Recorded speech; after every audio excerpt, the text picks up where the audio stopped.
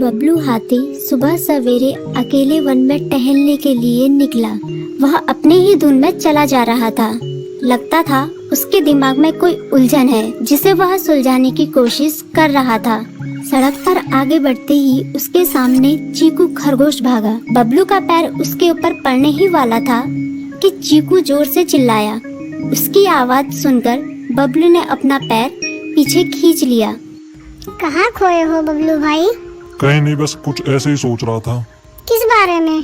तुम जानकर क्या करोगे? शायद मैं तुम्हारी कुछ मदद कर सकूं। तुम तो जानते हो आजकल वन में कितनी चोरियां हो रही हैं, पर चोर का कोई अता पता ही नहीं है। इस बात को लेकर वन के सारे प्राणी चिंतित थे। वे वहाँ खुद को सुरक्षित महसूस नहीं कर रहे थे। अरे चीकू भाई, हम मजबूर हैं। हम चोर को पकड़ ही नहीं पा रहे हैं। वह बहुत चालाक है और अपने काम को बड़ी कुशलता से अंजाम दे रहा है। कहीं कोई सबूत ही नहीं छोड़ रहा। हमारे राजा इस बात को लेकर बहुत चिंतित हैं। यही कारण है कि हम सब इस बारे में सोच रहे हैं। अब तुम मेरी इसमें क्या मदद कर सकते हो? मैं कुछ सोचता हूँ, हो सकता है मुझे कोई उपाय सूझ जाए। प्रयास करने में कोई हर्ज तो नहीं है। तुम ठीक कहते हो चीकू, लेकिन वन के गुप्तचर भी अभी तक इसका कोई हल नहीं निकाल सके। इतना कहकर वे चुप हो गए। बबलू की बातों ने चीकू को सोचने के लिए मजबूर कर दिया। चीकू को उदास देखकर बबलू बोला, तुम अपना मन छोटा मत करो। मुझे अच्छा लगा कि तुमने मेरी परेशानी को समझा। कभी मैं भी इस वन के लिए गुप्तचर का काम करता था। एक बार मेरी टांग टूट जाने से मेरे अंदर फुर्ती नहीं रही। तब से मैंने यह काम छोड़ दिया।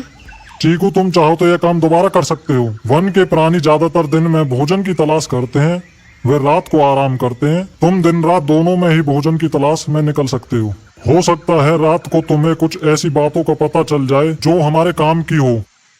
हाँ बबलू, तुम ठीक कहते हो। मैं आज रात को वन में घूम कर इस बात का पता करने की कोशिश करता हूँ।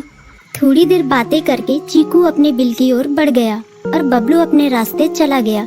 चीकू के दिमाग में अभी तक बबलू की कई बातें घूम रही थी। उसे समझ नहीं आ रहा था वह बबलू की मदद कैसे करे। दिन भर वह उसी उधेड़-बुन में लगा रहा। शाम होते ही चीकू कुछ सोचने लगा और वह चुपचाप बिल से बाहर निकल आया। चीकू की पत्नी ने देखा तो बोली, इस समय कहाँ जा रहे हो? बाहर खतरा है। खतरा तो सुबह भी रहता है, लेकिन खतरों से डर कर हम भूखे तो नहीं मर सकते। मैं बाहर घूम कर आता हूँ। इतना कहकर चीकू रात को बिल से बाहर निकल आया। कुछ दूर जाकर उसकी नजर बंकू उल्लू पर पड़ी, जो कुछ ही दूरी पर था। वह पेड़ की डाल पर बैठा अपनी गर्दन चारों तरफ घुमा रहा था। वह तेजी से पेड़ की एक डाल से दूसरी डाल पर उड़ रहा था। बंकू की नजर उस पर नहीं पड़ी थी। कुछ सोचकर चीकू पेड़ के पीछे से बाहर निकलकर थोड़ी खुली जगह पर आ गया और वहां से बंकू उल्लू को देखने लगा। बंकू ने चीकू को अंधेरे में भी देख लिया, पर उसने उसमें कोई उत्सुकता नहीं दिखाई और अपनी गर्दन चारों ओर घुमाता रहा। चीकू बड़ी देर तक बंकू की हरकतों पर नजर रखे रहा। वह थोड़ी देर तक खुले मैदान में खड़ा रहा, पर बंकू ने उसे देखकर भी अनदेखा कर दिया। उसने महसूस किया कि बंकू के आसपास चमकू चमगादड़ भी मंडरा रहा था। कुछ देर वन में घूमने के बाद चीकू अपने बिल में लौट आया और सुबह होने का इंतजार करने लगा। अगली सुबह बबलू उसी रास्ते में जा रहा था। रास्ते में चीकू उसका इंतजार कर रहा था। आज बड़ी जल्दी आ गए बबलू। हाँ, आजकल मुझे चिंता की वजह से नींद नहीं आती। कोई नई खबर है क्या? यकीन से तो मैं नहीं कह सकता, पर मैं तुम्हें ऐसे प्राणी का नाम बता सकता हूँ जो शायद चोरों की मदद कर रहा है। कौन है वो? बंकू उल्लू। इतना कहकर चीकू ने रात की घटना उसे ज्यों की त्यों सुना दी। इसे सुनकर बबलू का माथा ठनका। बबलू की आंखें चौंधिया गई। तुम ठीक कह रहे हो। मुझे आज रात बंकू और चमकू पर नजर रखनी होगी। इतना कहकर वे दोनों अपने अपने रास्ते चले गए। बबलू रात को अपने साथियों के साथ बंकू पर नजर गड़ाए रहा। उसकी संदिग्ध गतिविधियों को देखकर बबलू ने उसे उसके साथियों चंकी और संकी लोमड़ के साथ पकड़ लिया। बबलू ने सख्ती से पूछताछ करनी शुरू कर दी।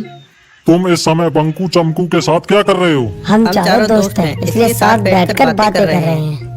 चमगादड़ और उल्लू की दोस्ती तो समझ में आती है, पर लोमड़ के साथ दोस्ती कैसे हो सकती है? सख्ती से पूछने पर दोनों ने अपना जुर्म कबूल कर लिया और सभी चोरियों के बारे में बताया जो उन्होंने कुछ दिन पहले वन में की थी। बबलू ने उनके चोरी का सारा सामान भी बरामद कर लिया। बंकू और चमकू को अभी तक समझ में नहीं आ रहा था कि वो इतनी आसानी से कैसे पकड़ में आ गई।